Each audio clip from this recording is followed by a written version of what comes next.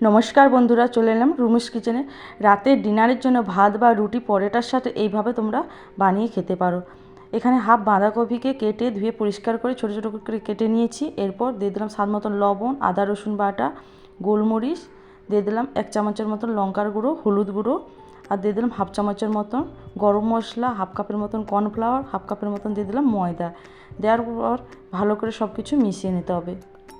এরপর কড়ার মধ্যে আগে থেকে তেলটা বসিয়ে দিয়েছি। এইভাবে গোল গোল করে শেপ করে বাঁধাকপিগুলোকে দিয়ে দিতে হবে। মিডিয়াম টু লো ফ্লেমে এইভাবে সুন্দর একটা কালার আসলে ভেজে তুলে নিতে হবে।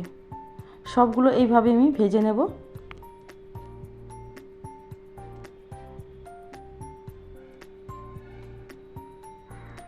এরপর সেই তেলের মধ্যে দিয়ে দিচ্ছি 1 চামচের মতন রসুন বাটা। তোমরা চাইলে রসুনটাকে থেঁতা করে দিতে পারো।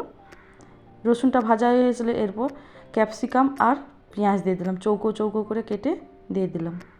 পেঁয়াজ আর ক্যাপসিকামটা ভাজা হয়ে গেলে দিয়ে দিলাম হাফ চামচের মতন লঙ্কার গুঁড়ো, স্বাদ মতন লবণ দিয়ে ভালো করে কষিয়ে নিতে হবে।